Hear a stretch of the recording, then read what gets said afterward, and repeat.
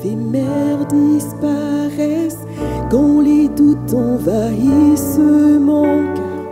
Tu es le seul à me combler vraiment.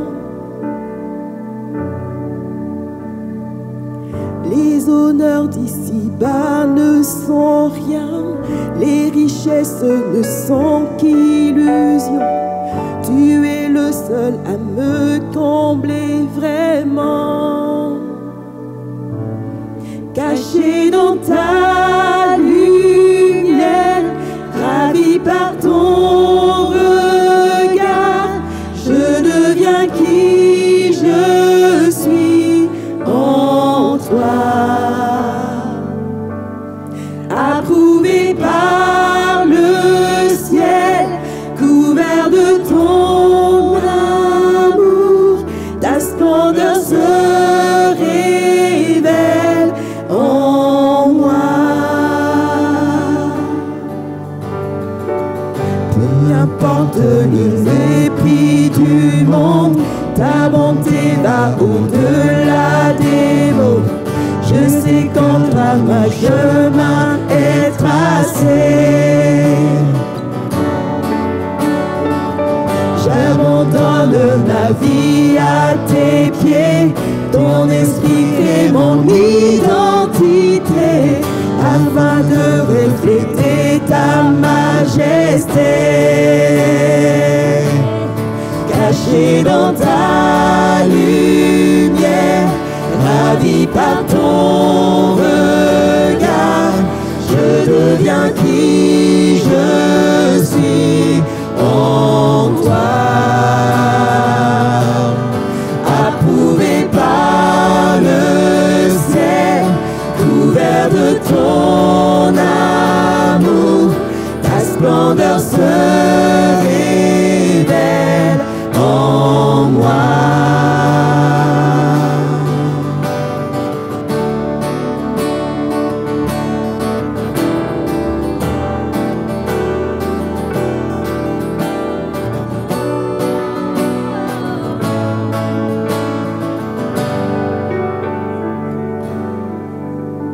Fasciné par ton humilité,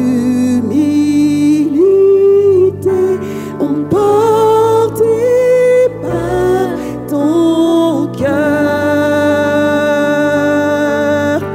captivé par ta grâce infinie, je vivrai pour t'aimer.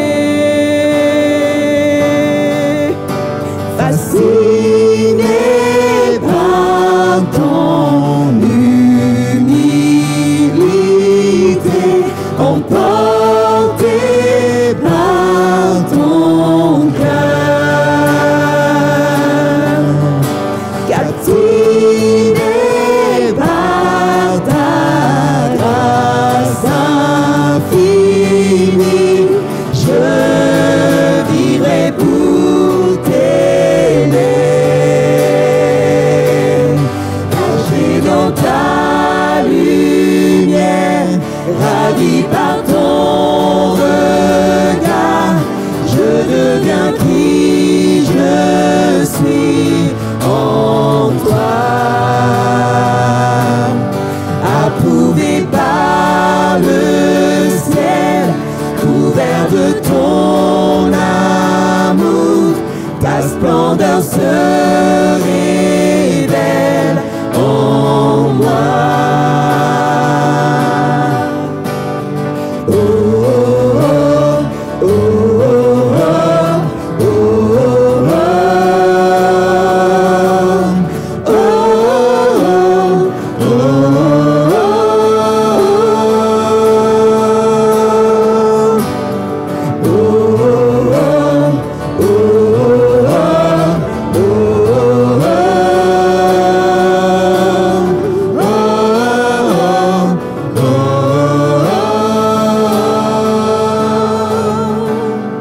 Approuvé par le ciel, couvert de ton amour, ta splendeur se révèle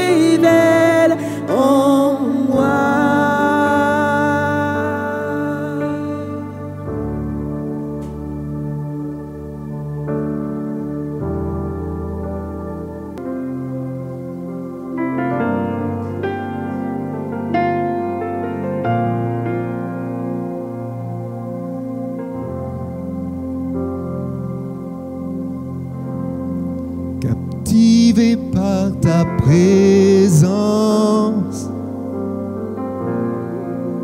Je désire rester à tes pieds, captivé par ta sainte présence. Je veux m'abandonner. Je ne cherche pas ta main.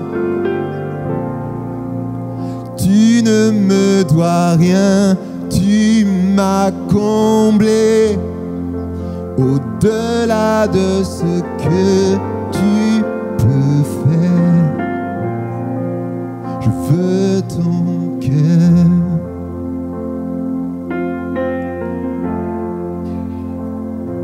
Pardonne-moi quand tout n'est qu'une habitude. Pardonne-moi quand j'oublie pour qui je chante. Je veux tout recommencer. J'ouvre à nouveau mon cœur à toi.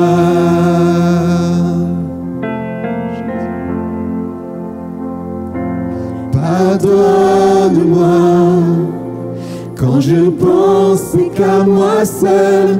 Pardonne-moi lorsque toi seul ne suffit pas. Je veux tout recommencer. J'ouvre à nouveau mon cœur à toi. Captivé, captivé par ta présence. Je désire rester à tes pieds, captivé par ta sainte présence. Je veux m'abandonner. Je ne cherche pas ta main.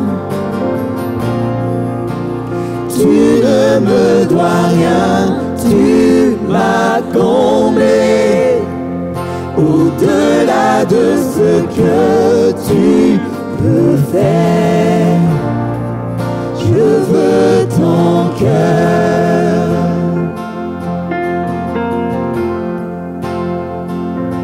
Pardonne-moi quand tout n'est qu'une habitude. Pardonne-moi quand j'oublie pour qui je chante. Je veux tout recommencer. J'ouvre à nouveau mon cœur à toi.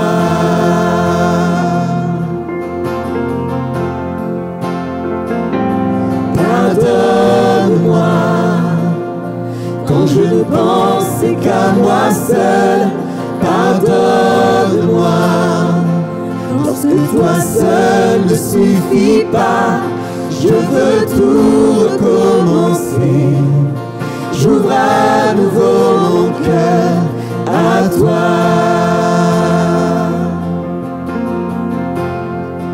Je veux ton cœur. Rien au monde, rien au monde ne peut me combler. Je veux ton cœur. Rien au monde, rien au monde ne peut me combler. Je veux ton cœur. Rien au monde, rien au monde ne peut me combler. Je veux ton cœur. Rien au monde, rien au monde ne peut me combler.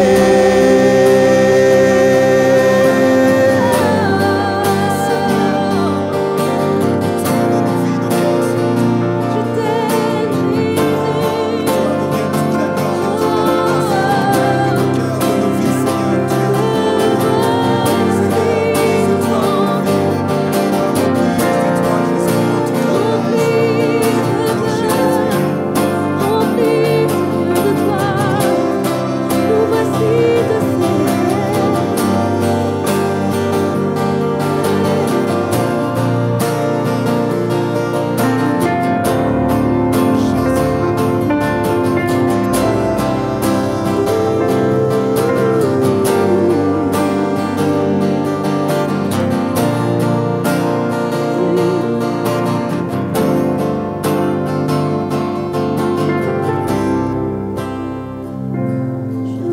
tout recommencer. J'ouvre à nouveau mon cœur à toi. Oui, Jésus. Je veux tout recommencer. J'ouvre à nouveau mon cœur à toi.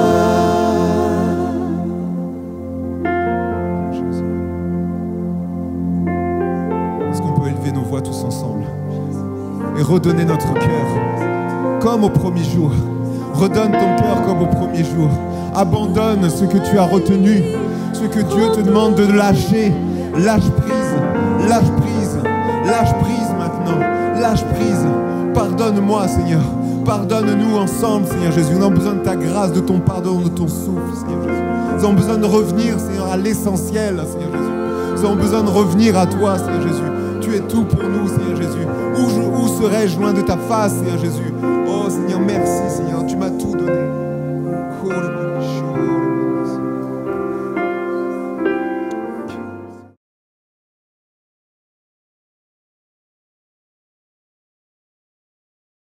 Bonjour à toutes et à tous, soyez les bienvenus.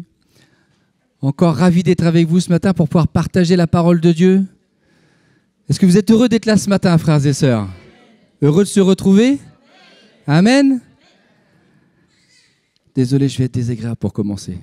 J'ai un certain nombre de questions à nous poser. Et je pense qu'il est nécessaire, je me les pose personnellement et il est nécessaire que chacun d'entre nous se les pose. Qu'est-ce que je viens faire là le dimanche? Pourquoi je suis ici? Est-ce que je viens juste passer un bon moment? Est-ce que je suis content de venir retrouver des frères, des sœurs, des amis, des gens que j'aime bien?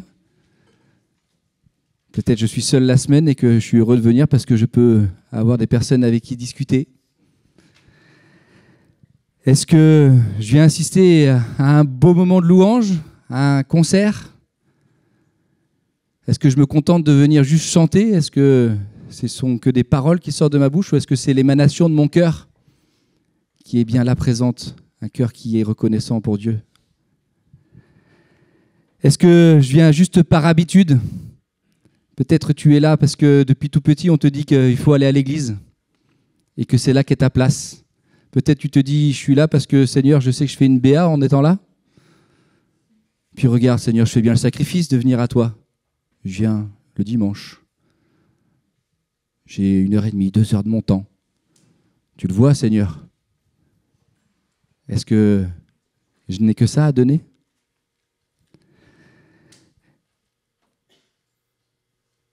Est-ce que je suis un chrétien consommateur? Est-ce que je viens que pour prendre? Ou est-ce que je viens pour donner? Dieu a placé en toi des merveilles, Dieu a placé des dons et des qualités. Est-ce que je les garde? Est-ce que tu les gardes? Ou est-ce que je viens les partager, redonner gratuitement ce que le Seigneur a donné? Qui tu es, simplement.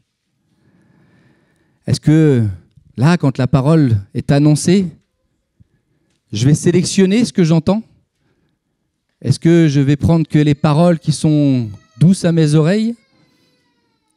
Ou est-ce que je vais peut-être accepter que les choses qui me piquent viennent me remettre en question et que je me mette en face de qui je suis et dire « Seigneur, c'est vrai. Il y a des choses qui comme ça, des choses en moi qui sont comme ça. » Est-ce que je vais détourner le regard ou est-ce que je vais dire « Seigneur, merci parce que tu me les montres, parce que tu veux que je change. Parce que tu es ce Père là encore qui me reprend. » Certains vont me dire, moi je viens adorer parce que Jésus m'a sauvé. Oui, mais est-ce qu'il est véritablement le sauveur? Est-ce que ce n'est pas juste des paroles? Est-ce que ce n'est pas des choses que j'ai entendues depuis tellement d'années? Des choses que je répète, mais que finalement dans mon cœur j'ai oublié. Est-ce que Jésus est toujours mon sauveur? Est-ce que j'ai la certitude que s'il vient là maintenant, il m'emmènera auprès de lui? D'autres me diront, il est mon Seigneur. Est-il véritablement mon Seigneur? Le dimanche? Tous les jours de la semaine? Est-ce que dans toutes mes réflexions, dans toutes mes décisions, tous mes choix, tous mes projets, est-ce qu'il a la première place? Est-ce qu'il règne en maître et en roi sur ma vie?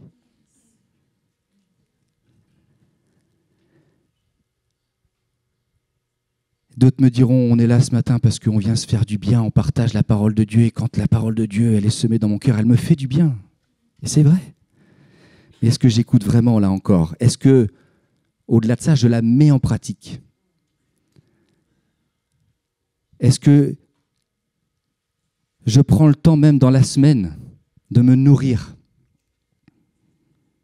Est-ce que j'ai cette manne chaque jour? Est-ce que je viens la chercher? Est-ce que je viens la puiser? Est-ce que je m'en nourris?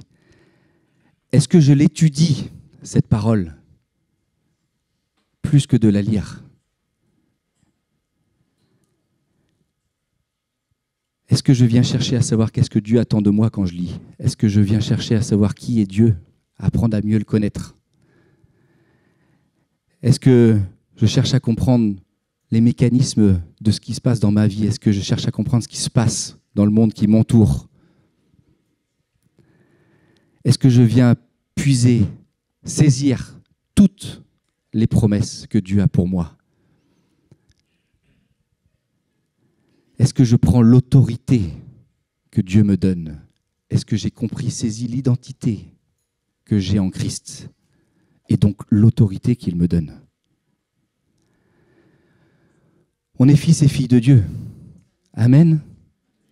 Est-ce que nous ne devrions pas connaître parfaitement la parole de notre Père? Mes enfants, ils me connaissent. Ils connaissent mes bons moments et ils me connaissent mon mauvais caractère aussi. Ils savent quand c'est le moment de me demander quelque chose ou quand ce n'est pas le moment. Mais avec le Seigneur, c'est toujours le bon moment. Le Seigneur nous dit, mauvais que vous savez donner de bonnes choses à vos enfants, à combien plus forte raison, moi, je vous donnerai de bonnes choses. Est-ce que je viens prendre ces bonnes choses? La louange l'a encouragé ce matin. Dieu a déjà tout donné. C'est à nous de venir saisir. Chaque jour. Dans la lecture, dans la méditation, dans l'étude de sa parole, dans la prière. On vous dit ça, on partage ces choses depuis des semaines, voire des mois. Mais c'est une réalité qui devient de plus en plus pressante, frères et sœurs. Est-ce que la parole a toute autorité dans ma vie, en termes de foi et de mœurs? Est-ce qu'elle a toute la place? Mais pour ça, il faut déjà que je sois convaincu que la Bible est bien la parole de Dieu. Il faut que je sois sûr que chaque mot a bien été inspiré de l'Esprit de Dieu. Rappelez-vous ce texte en 2 Timothée où est écrit « Toute écriture est inspirée de Dieu et utile pour enseigner, pour convaincre, pour corriger, pour instruire dans la justice, afin que l'homme de Dieu soit accompli et propre de toute bonne œuvre. » Le mot « inspiré » n'est pas véritablement bien traduit. La traduction, elle vient du mot grec « théopneustos » qui veut dire « souffler ». Donc elle n'est pas soufflée. Donc elle vient de Dieu. Elle ne va pas vers Dieu. Elle vient de Dieu. Et les hommes qui ont écrit la Bible ont été soufflés par l'Esprit de Dieu pour écrire la Bible. Les choses que nous allons partager ce matin, frères et sœurs, c'est pour nous encourager dans notre témoignage, nous donner les arguments nécessaires et vous encourager à aller plus loin qu'une simple lecture de la parole de Dieu. À aller plus loin que de venir recevoir ce que nous pouvons partager le dimanche. Il nous faut bien être convaincus que toute la parole est cohérente, qu'il n'y a point de choses qui sont contraires. Des fois, on peut se dire, mais là, je ne comprends pas, ça contredit un passage. C'est parce que nous ne l'étudions pas correctement. Je vous rappelle, c'est le patchwork comme un puzzle. Les pièces sont placées, mais on ne voit pas totalement. Et des fois, il y a des pièces, je n'arrive pas à la caser, j'essaie de la tourner dans tous les sens, mais non, elle n'a pas l'air d'être à sa bonne place. Pourtant, elle l'est. Mais si je regarde un peu par là, ah oui, du coup, c'est comme ça qu'il faut que je la mette. La Bible est cohérente. La Bible est parfaite. Elle est la vérité. Tous les livres qui y sont présents sont les paroles de Dieu. Dieu ne laisserait pas ses enfants, ne laisserait pas son peuple dans l'ignorance. Tout ce qui nous est nécessaire y est présent. Et il n'y a pas de doute à en avoir. Je ne vais pas pouvoir développer ce point, il faudrait plus d'une demi-heure pour pouvoir développer ce point. Si vous avez des questions autour de vous, de personnes qui cherchent à contrecarrer ce qui est dit dans les écrits, allez étudier la véracité des écrits, le pourquoi c'est aujourd'hui ce canon biblique que nous avons, pourquoi d'autres ne l'ont pas. Je vous encourage à faire cette étude. Je veux vraiment vous exhorter ce matin, pas vous décourager ni même vous troubler. Oui, le Maître vient bientôt. Oui, la moisson est grande. Et le Seigneur dit que les ouvriers sont peu nombreux. La question que je dois me poser ce matin, personnellement, que je t'amène à te poser, est-ce que je vais faire partie de ces ouvriers? Est-ce que je vais faire en sorte de trouver les arguments nécessaires pour discerner quand à côté de moi, un enseignement faux m'est donné? Nous avons lu tout à l'heure que large est le sentier qui conduit à la vie, à la mort, pardon, et étroit est le sentier qui conduit à la vie. Le verset tout de suite après nous dit que gardez-vous des faux prophètes. Gardez-vous des faux prophètes. Comment voulez-vous discerner si l'homme qui est devant vous ne vous dit pas n'importe quoi, si vous ne connaissez pas la parole de Dieu? Je vais utiliser un gros mot ce matin. La théologie. Je veux nous encourager à faire de la théologie.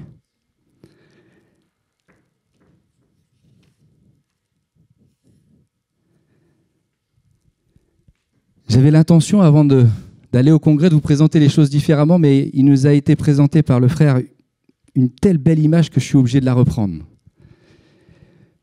On avait sur la scène une épouse en robe de mariée, splendide. Un époux, magnifique lui aussi. Et le serviteur de Dieu qui était là. Le serviteur que je suis est l'épouse. Vous êtes l'épouse. Mon frère, si tu en doutes, tu es l'épouse. Désolé de te le dire, il faut l'accepter. Tu es l'épouse. L'époux, nous le savons, c'est Christ. Et le serviteur est autre chose que l'épouse. Qu'est-ce qu'il peut bien être? L'ami de l'époux. Historiquement, l'ami de l'époux avait comme rôle de préparer l'épouse pour la noce, de veiller sur elle afin qu'aucun homme vienne toucher à l'épouse qui appartient à l'époux. Son rôle est donc de prendre soin d'elle. En aucun cas de toucher à l'épouse, parce que sinon, l'époux, lui, finirait par se mettre en colère et viendrait chasser l'ami. Quand je parle de serviteur, ce n'est pas l'homme qui est là devant vous, mais tout homme qui se place en tant que leader, en tant que conducteur. La louange, les moniteurs, les monitrices et bien d'autres. L'épouse ne nous appartient pas. Mais le rôle de de mon rôle est de préparer l'épouse à la venue de l'époux. Et c'est ce que Dieu place sur mon cœur, fortement, frères et sœurs, fortement. Et je mesure tout l'impact et tout le défi qui est juste énorme. Mais j'ai confiance dans la grâce de Dieu. Et je veux m'appuyer sur l'Esprit pour nous conduire, mais ne soyons pas non plus trop spirituels. Il nous faut étudier ça. Il nous faut étudier ça. Alors nous allons parler de théologie. Qu'est-ce que la théologie? Ce n'est pas juste bon pour le pasteur, frères et sœurs. C'est bon pour chacun d'entre nous. Mais si vous y réfléchissez, vous verrez que finalement, vous en faites certainement. Parlons un petit peu d'histoire avant. Au Moyen-Âge, la théologie était appelée la reine des sciences. Et la philosophie, elle, était appelée la servante, sa servante. Malheureusement, on voit qu'aujourd'hui, c'est l'inverse qui s'est passé. On voit que la reine a été évincée et que malheureusement, nos générations sont influencées par les philosophies, ce qu'on appelle le siècle des Lumières. Mais entre nous, nous le savons, est-ce que c'est véritablement le siècle des Lumières ou pas plutôt l'inverse? Il y a des courants de pensée qui sont arrivés, qui s'appellent l'existentialisme, le pluralisme, le relativisme, et que nous le voulions ou non, nos sociétés en sont inspirées. Et nous-mêmes en sommes inspirés parce que nous avons été éduqués de ces choses étant jeunes. Qu'est-ce que c'est que ces choses? Je vais faire très synthétique. Là aussi, ça mériterait une demi-heure. Elles nous disent que la vérité n'existe pas. Elles nous disent que chacun a sa propre vérité. J'ai raison, t'as raison, t'as raison, t'as raison. Personne n'a tort. Chacun a sa propre vérité. Ce qui est vrai pour l'un est faux pour l'autre. Et il n'y a aucun effort qui est fait pour essayer de harmoniser les points de vue.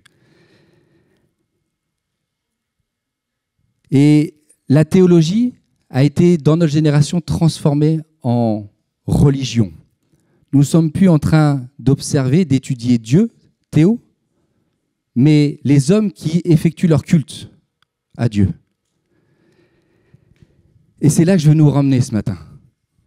Nous devons étudier Dieu.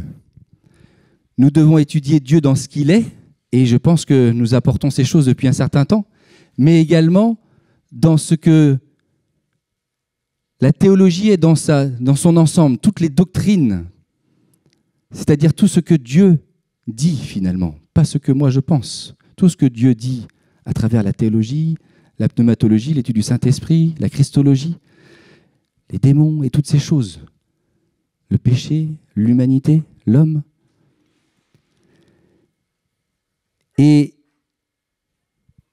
je ne sais pas si vous êtes au courant de ça, mais aujourd'hui, alors que la science, elle nous amène un tas de théories, et c'est ces théories qui sont appliquées à l'école, elle a découvert, il y a pas plus de 2 ans, là, qu'en fait, Dieu existait bien. La science a prouvé que Dieu existait. Est-ce que vous saviez, frères et sœurs? Elle l'a prouvé. Il y a un livre qui s'écrit « Dieu, la science et l'épreuve ». Les scientifiques ont prouvé que Dieu existait. Et il y en a même qui ont découvert que dans ton ADN, dans mon ADN, il y avait le nom de Yahweh. Les chiffres, je crois que c'est 10, 5, 6, 5. Ils ont essayé de les retourner dans tous les sens. Ils n'ont arrivé à aucun résultat. Et puis à un moment, ils y ont mis des lettres. Ils se sont rendus compte que dans chaque ADN, il y a le nom de Yahweh. Alléluia. Dieu nous a marqués de son sceau. Quelle grâce. Quelle grâce. Et malheureusement, les scientifiques, eux, continuent à regarder la science, donc la logie, la biologie, l'anthropologie, la sexologie et toute autre science, mais sans les regarder à travers le prisme de la théologie. Ils ont laissé finalement la pièce maîtresse du puzzle de côté. Le fondement sur lequel tout a été créé est laissé de côté. Donc la compréhension parfaite ne peut pas être. Parce que tout a été créé par Dieu, on est d'accord. Il est le divin créateur. Je suis créé par la parole. Si je n'étudie pas la parole, je ne peux pas saisir les réalités de ce monde, en tout cas d'une manière très partielle. Pourtant, des philosophes ont traduit le mot logie, logos en grec, ils l'ont traduit par logique. Donc quand on étudie la biologie, on devrait étudier la logique de la vie à travers la parole. Quand on étudie l'anthropologie, on devrait étudier la logique des êtres humains, des relations humaines, à travers la parole. Mais comme je vous l'ai dit tout à l'heure, la théologie a été laissée de côté, la parole a été mise de côté. Donc finalement, il ne regarde à ce qu'il constate en tant que créature, laissant le créateur de côté.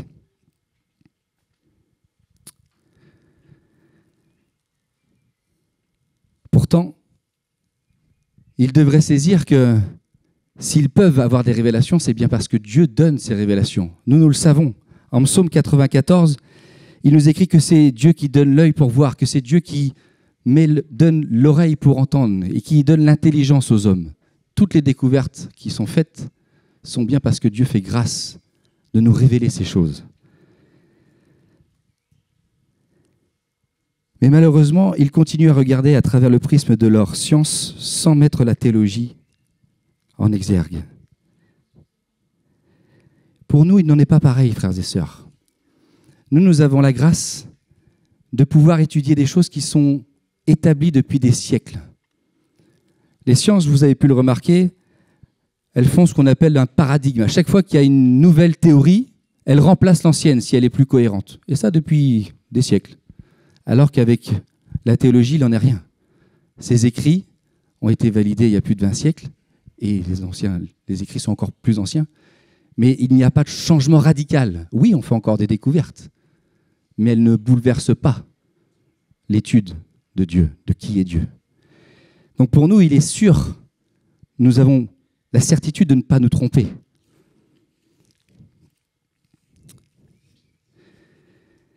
Donc en quoi la théologie est-elle nécessaire? Elle est nécessaire parce qu'elle va nous aider à faire tomber nos faux raisonnements. elle va nous aider à faire tomber les écailles de nos yeux. Mais il faut avoir conscience d'une chose. C'est quand je lis la parole vient mettre en lumière certaines choses dans ma vie qui ne sont pas au clair.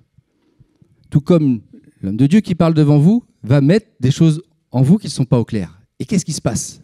Ah, j'hérisse. Parce que ça met en évidence mon péché. Et c'est pour ça que les hommes ont rejeté la parole de Dieu. Parce que ça mettait en évidence leur défaillance. Qu'il n'en soit pas de même avec nous.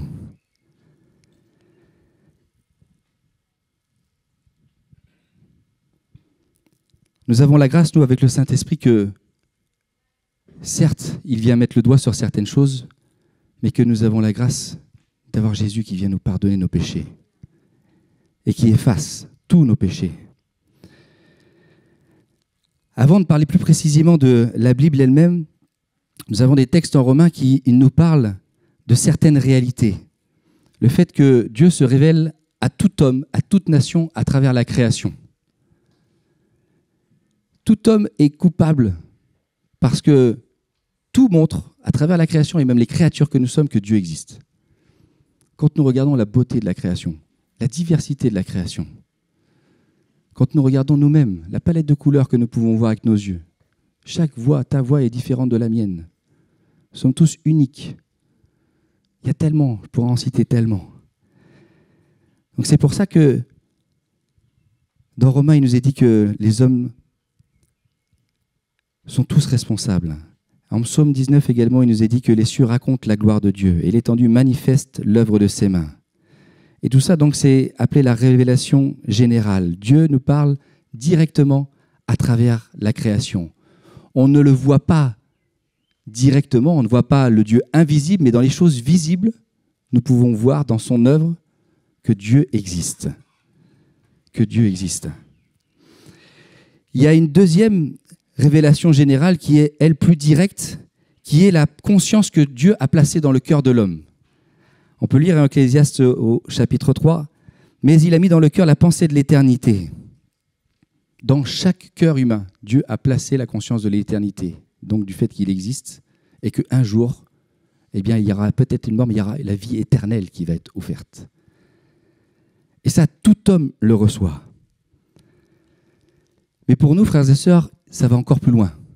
Nous avons reçu une révélation spéciale. Celle-ci. Nous avons reçu, à travers les Écritures, le témoignage de la rédemption de Dieu, que Jésus est la parole incarnée, que Jésus a été mort sur la croix, mais qui est bien plus, il est ressuscité. Nous avons, à travers la parole, tout ce qui nous est nécessaire pour notre édification, et également pour l'édification de mon prochain, également pour pouvoir reprendre celles et ceux qui s'opposent à la toute-puissance de Dieu. Mais pour ça, il faut faire de la théologie. Pour ça, il faut étudier. Est-ce que vous avez été face à des personnes qui, quand vous avez essayé de témoigner, vous ont laissé sans voix, sans argument? Ça m'est arrivé. Et ça m'arrive peut-être encore moins souvent, certes, mais ça m'arrive. Parce qu'on ne maîtrise pas assez la parole de Dieu. Il nous faut l'étudier. En Hébreux 1, on peut lire très clairement que cette révélation est spéciale. Versets 1 à 3.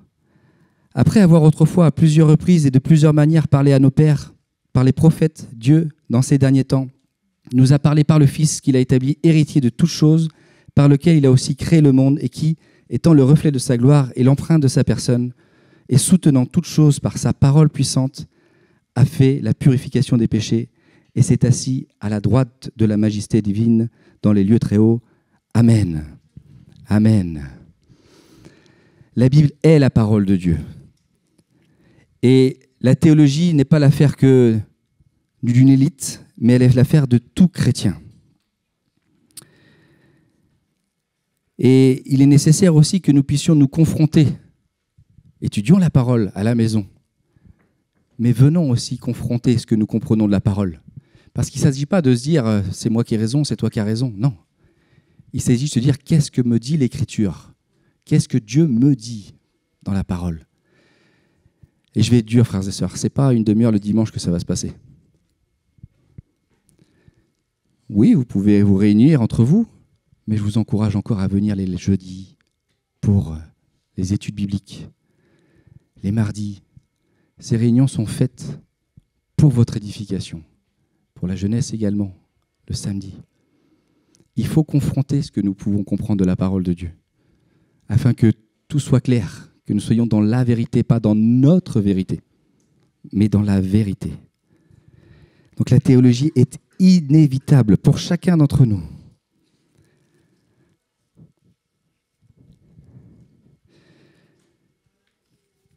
C'était pas ça que je voulais vous apporter au départ. Mais là encore, il était nécessaire de refaire cette introduction. Rappelez-vous, la dernière fois, on a abordé les 13 révoltes.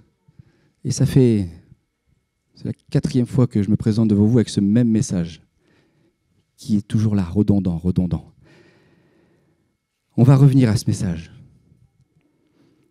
Je veux juste vous rappeler qu'en 1 Corinthiens 10, il nous écrit que tout ce qui est écrit concernant ce qui est arrivé aux Israélites est pour notre édification, à nous, hommes et femmes de ce siècle.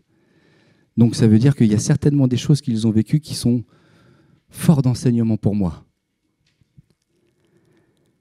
Exode, chapitre 14, verset 10.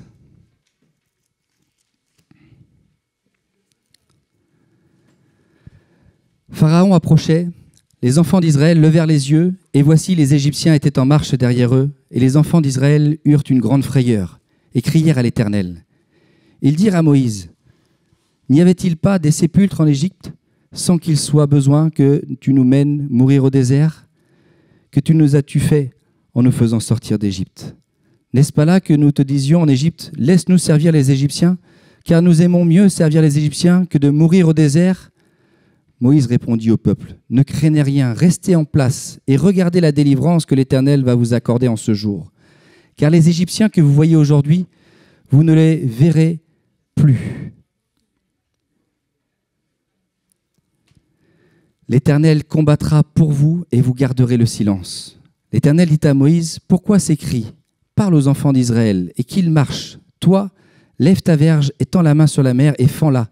Et les enfants d'Israël entreront au milieu de la mer à sec. Et moi, je vais endurcir le cœur des Égyptiens pour qu'ils entrent après eux. Et Pharaon et toute son armée, ses chars et ses cavaliers feront éclater ma gloire.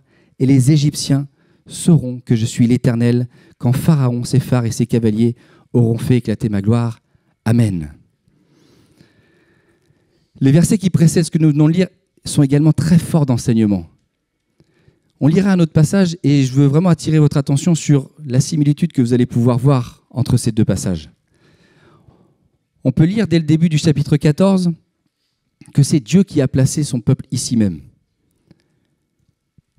Visualisez un peu les choses. Ils sont devant la mer et tout le désert est derrière eux, dans une partie enclavée. Ils étaient dans un autre lieu, pas très loin, mais Dieu leur a dit, vous allez camper ici. C'est Dieu qui a décidé qu'ils soient là. Dieu les a emmenés là aussi parce qu'il ne voulait pas les conduire directement dans le pays de Canaan. Il ne voulait pas qu'ils passent par le pays des Philistins parce qu'il avait peur que quand ils voient la guerre, ils demandent à retourner en Égypte. Nous avons lu quoi? Ils ont quand même demandé. Et il nous est dit que la nuée, l'ange de l'Éternel, marchait devant eux et les conduisait. Il était comme une colonne de nuée le jour et de feu la nuit. Et au verset 4, Dieu explique même au peuple ce qu'il va faire. Il a dit « J'endurcirai le cœur de Pharaon et il les poursuivra, mais Pharaon et toute son armée serviront à faire éclater ma gloire. » Il n'y a rien que Dieu fait sans que nous soyons au courant. Il a averti son peuple « Je te place là, Pharaon va s'endurcir, il va marcher contre toi, mais je vais faire éclater ma gloire. » Et on se rappelle que le peuple a été sorti d'Égypte avec des grands prodiges. Ils ont vu la main toute puissante de Dieu intervenir dans leur vie. Et pourtant, qu'est-ce que nous apprenons au verset 10 ? Ils eurent peur. Ils se sont effrayés. Et au verset 8, juste avant, pourtant, il est dit qu'ils étaient les mains en l'air. Ils louaient, ils chantaient, ils adoraient. Qu'est-ce qu'il en est quand je sors des parvis de cette église ? qu'est-ce qu'il en est quand je sors de ma chambre après avoir loué mon Dieu et que j'ai passé des temps dans sa prière? Est-ce que je vais me laisser apeurer par ce qui m'entoure, par les nations, par les hommes et les femmes qui sont dans mon travail, partout où je vais? Ils ont eu peur. Ce sentiment d'angoisse qu'on peut éprouver quand nous sommes face à un danger réel, mais bien souvent supposé. Quand nous sommes face à une menace, cette émotion qui nous fait perdre tout moyen et qui, bien souvent, nous fait détourner les talons et évite de faire face à ce qui se présente devant nous. Quelles sont les peurs qui peuvent nous toucher? La peur de la solitude, de l'abandon, qui peuvent être les conséquences d'un passé douloureux, d'expériences malheureuses. La peur de nous-mêmes, de se tromper au moment de prendre des décisions et d'avoir des regrets plus tard. Ce qui revient à dire de ne pas avoir de confiance en soi. La peur de l'imprévisible, de tous les événements qui échappent à notre contrôle et qui peuvent peut-être changer le cours de notre existence, en bien, en mal. La peur de manquer, les galères financières. J'ai pas d'emploi. Quel est mon avenir? La peur de l'échec, de ne pas réussir à faire une belle présentation devant ma direction, d'obtenir leur faveur. La peur de ne pas réussir mes examens. La peur de décevoir et de ne peut-être pas être aimé des autres pour ce que nous sommes. Peut-être une conséquence d'une enfance difficile, d'avoir été jugé. La peur de souffrir, que ce soit d'une manière physique, morale ou même psychique. La peur qu'il m'arrive quelque chose, mais aussi qu'il arrive quelque chose à mes proches. La peur des autres, qu'ils me fassent mal, encore une fois. La peur de l'inéluctable, de voir le temps qui passe. La peur de perdre la vie, comme les Israélites. L'attente continuelle, jour après jour, que la mort vienne et de ne pas profiter des jours qui me restent. Quelles sont les conséquences de la peur? La peur, ça peut m'amener à faire tout pour plaire aux autres et de perdre mon identité. Ça peut m'amener à passer à côté de ce que Dieu veut pour ma vie, de ce que Dieu m'appelle à faire, de ce que Dieu m'appelle à être. Et nous avons malheureusement l'exemple de Saül, rappelez-vous. Il a cherché à plaire au peuple plutôt qu'à Dieu. Ça peut nous amener également dans certaines pratiques mauvaises. La peur de l'avenir est tellement forte que je vais me tourner vers des sciences occultes, astrologie et autres divinations. Nous avons encore là l'exemple de Saül, alors qu'il savait bien que ces choses étaient mauvaises. Il avait fait tuer tous les devins. Une femme restait et il a été la consulter. Ça peut nous amener à fuir devant nos combats, tel le peuple de Canaan quand les 10 espions sont revenus et qui les ont découragés. Ça peut nous amener à renier notre Dieu, tel Pierre qui l'a fait quand Jésus a été livré.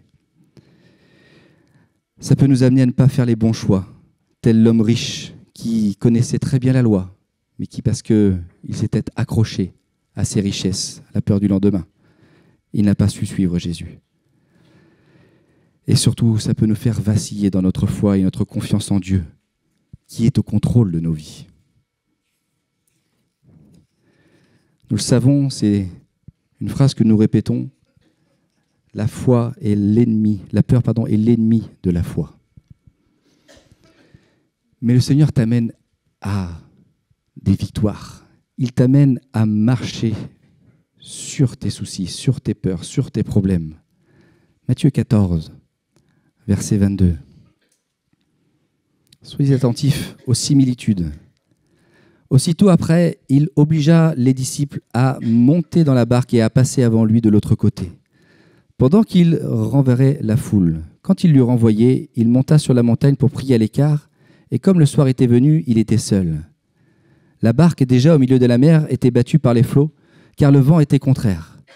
À la 4e veille de la nuit, Jésus alla vers eux, marchant sur la mer, et quand les disciples le virent marcher sur la mer, ils furent troublés et dirent « C'est un fantôme !» Et dans leur frayeur, ils poussèrent des cris. Jésus leur dit aussitôt « Rassurez-vous, c'est moi, n'ayez pas peur !» Pierre lui répondit « Seigneur, si c'est toi, ordonne que j'aille vers toi sur les eaux. Et il dit, viens. Pierre sortit de la barque et marcha sur les eaux pour aller vers Jésus. Mais voyant que le vent était fort, il eut peur. Et comme il commençait à enfoncer, il s'écria, Seigneur, sauve-moi. Aussitôt, Jésus étendit la main, le saisit et lui dit, homme de peu de foi, pourquoi as-tu douté? Et ils montèrent dans la barque et le vent cessa. Ceux qui étaient dans la barque vinrent adorer Jésus et dirent, tu es véritablement le Fils de Dieu. Les détails sont très édifiants. Premier verset, Jésus les obligea à monter dans la barque. Dieu a placé le peuple devant la mer. Jésus les obligea à monter dans la barque. Comme par hasard, une tempête arrive alors qu'ils sont au milieu de la mer. Est-ce que c'est un hasard? Juste avant, il nous a dit que Jésus était dans la barque. Il n'était pas dans la barque là. Il leur avait déjà enseigné, ne vous inquiétez de rien. Il leur avait déjà témoigné, comme on a en conclusion le dernier verset, qu'il était le Fils de Dieu, le véritable. Il l'avait glorifié déjà à ce moment-là, quand il avait calmé la tempête. Mais là, les disciples assistent à un autre phénomène spirituel, surnaturel, qui les effraie. Tout comme le peuple, ils ont eu peur. Et cette peur les a empêchés de voir que c'était Jésus. Elle les a comme paralysés. La peur nous paralyse. Elle nous empêche d'accomplir ce que Dieu attend de nous. Pourtant, là encore, ils ont vu un tas de phénomènes surnaturels. Ils ont vu Jésus guérir des malades, des muets, des sourds, délivrer de démons, ressusciter une jeune fille, calmer la tempête, comme je l'ai dit juste avant. Il leur avait montré qu'il était au contrôle. Mais pourtant, ils se sont laissés effrayer. Mais un homme, Pierre, a eu le courage de dire sur ta parole, Seigneur, si tu me dis viens, j'irai. Et voilà Pierre qui pose un pied, 2 pieds, plein de foi. Et qu'est-ce qui se passe? Exactement la même chose que ce qui s'est passé avec les enfants d'Israël. Le texte nous dit, ils levèrent les yeux. Pierre regarda que le vent soufflait fort et il sombra. Mon frère, ma sœur, est-ce que tu vas regarder à tes problèmes ou est-ce que tu vas garder tes regards centrés sur Jésus?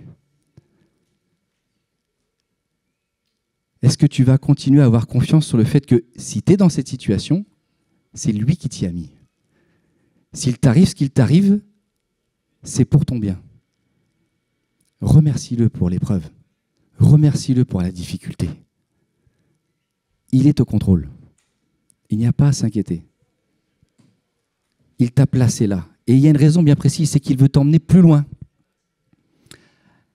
Il y a des similitudes dans les 2 textes, mais il y a aussi une différence significative. Le peuple est passé à travers la mer. Dieu a dit à Moïse, ouvre le bâton. Et ils sont passés au milieu de leurs difficultés.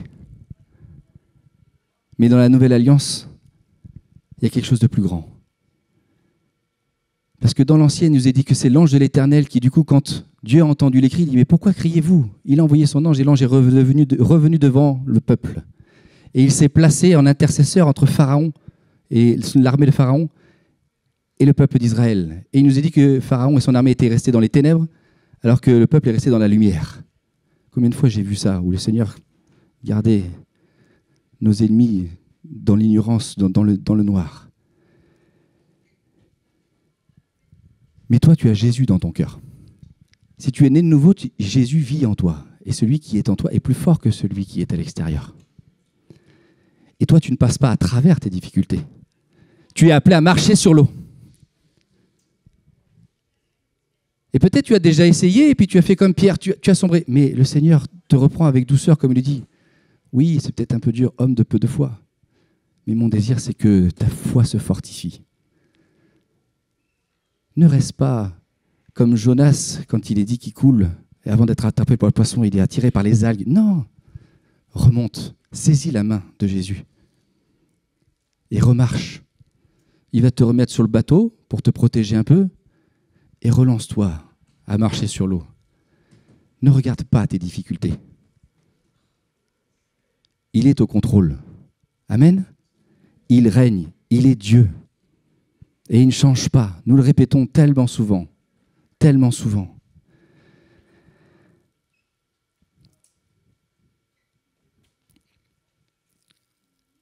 Un dernier passage en Philippiens pour conclure. Chapitre 1, verset 27. Il est puissant ce verset, et il est pour chacun d'entre nous. Seulement, conduisez-vous d'une manière digne de l'évangile de Christ, afin que, soit que je vienne vous voir, soit que je reste absent, j'entends dire de vous que vous demeurez ferme d'un même esprit, combattant d'une même âme pour la foi de l'évangile, sans vous laisser aucunement effrayer par les adversaires, ce qui est pour eux une preuve de perdition, mais pour vous de salut. Et cela de la part de Dieu. Car il vous a été fait grâce par rapport à Christ, non seulement de croire en lui, mais encore de souffrir avec lui. C'est dur la fin, de souffrir avec lui. On n'a pas envie de souffrir. Mais il faut se faire à cette réalité, frères et sœurs. La vie est difficile. Nous avons tous et toutes des combats. Mais nous avons, nous, l'assurance que Dieu est avec nous. Et qu'il est la solution, qu'il est celui qui a déjà prévu le moyen de sortir de cette situation. Nous le répétons, mais je pense que c'est bon de se le répéter. Dieu est bon pour nous. Dieu veille sur chacun d'entre nous. Et on doit rester ferme. Et la traduction que nous avons lue, c'est d'un même esprit, mais dans l'unité de l'esprit, d'autres versions disent. Et pour ça, il est nécessaire de, je reviens, étudier la parole de Dieu, confronter ce que peut-être moi j'interprète, ce que je comprends, ne pas faire un débat de mots avec l'autre, mais dire qu'est-ce que Dieu me dit à travers la parole. Et au-delà, de me laisser remplir par l'esprit aussi. Parce que si je lis ligne pour ligne, je vais devenir un théologien, un érudit, mais ce n'est pas ça que le Seigneur veut que je sois. C'est que je sois un homme, une femme conduit par l'Esprit de Dieu, victorieux. Amen. Merci Père, parce que tu nous as encore bénis ce matin, Seigneur, par ta parole. Merci parce que tu veux nous faire avancer de plus en plus loin, Seigneur, dans ce que nous vivons, les épreuves que nous traversons, que mon frère, ma sœur traversent, mon ami qui est là. Eh bien, tu veux te glorifier, tu veux montrer que tu es tout-puissant, tu veux montrer que tu as des merveilles, Seigneur, et que à toi rien n'est impossible comme nous l'avons chanté.